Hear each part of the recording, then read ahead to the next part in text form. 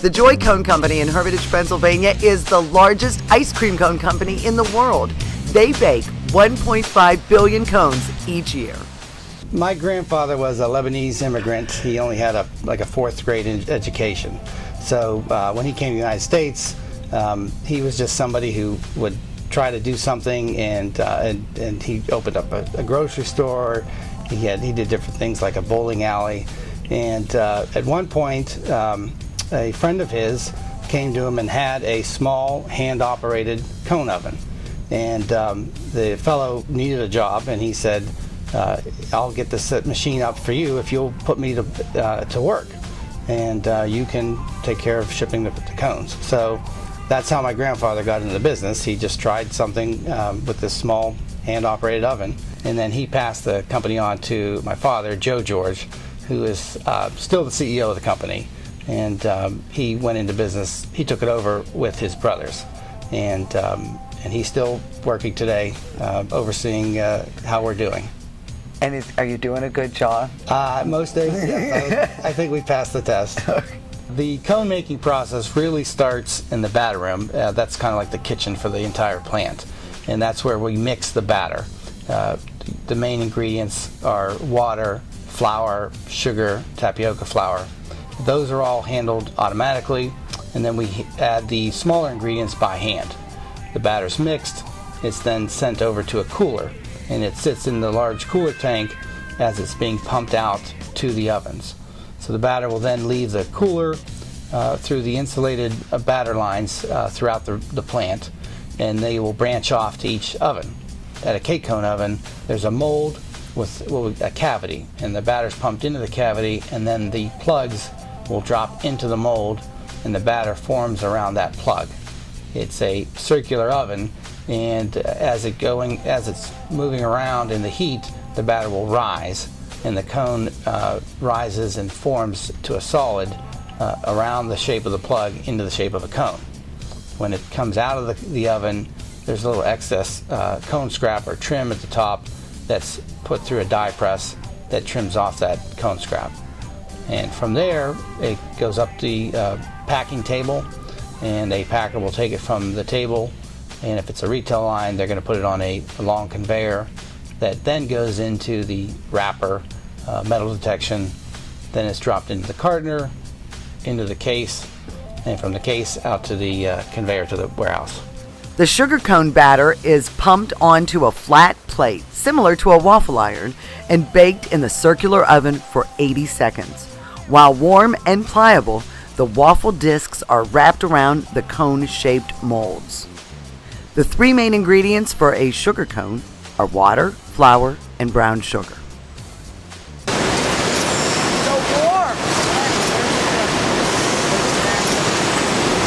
Joy Cone is a massive operation. After the sugar cones have been baked and formed, they are dropped into slots on the conveyor belt, where they cool and await packaging. This is a busy place during peak season. Shifts run 24/7. 2 stacks of 6 cones are now placed into styrofoam sleeves to prevent breakage. They are then sealed in plastic to maintain freshness.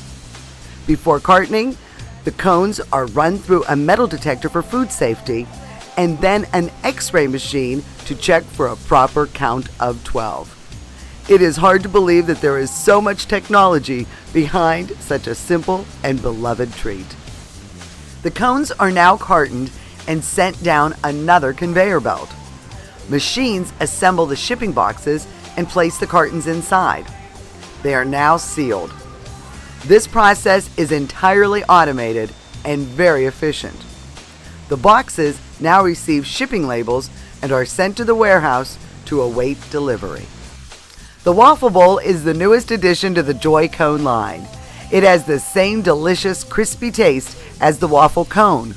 The batter is poured onto a hot waffle iron type surface. It is baked and formed into a bowl shape. The bowl is roomy. It's perfect for ice cream. Of course, you can fill it with fruit or the dessert of your choice. Any scrap or breakage of the cones at Joy are saved and sold to farmers to add to their livestock feed. Nothing is wasted. The waffle bowls are assembled into stacks of 10 for retail. They are wrapped in cardboard for protection, then sealed in plastic before being cartoned.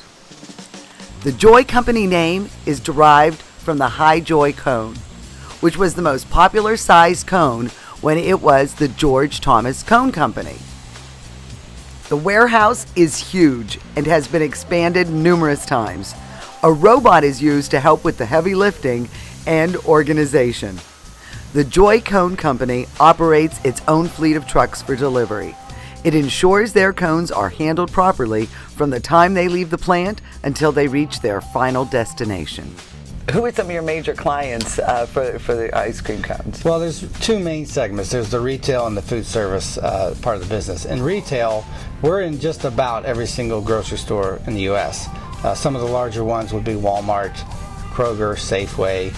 Locally, we're in Giant Eagle and all the independent shops. On the food service side, Dairy Queen, McDonald's, Handles, Sonic, and we're also in most of the food service distributors as well. One of the big innovations in the food service end of the business is the paper jackets that are paper sleeves that are put on the cones. When you're in an ice cream shop at a Dairy Queen, McDonald's, or ice cream shop, people are handling money. So what's nice is that we have a paper sleeve that's already put on the cone, so that even though the store clerk is handling money, they don't actually touch the cone. What do you like most about your job at Joy Cone? I love that we have just so many people that can earn a good living here. We have about 350 employees in the spring and summertime, about close to 300 year-round, and it's just great that you can work in a good environment and know people can make a good pay, enjoy their jobs, and support their families. One of the perks working at Joy.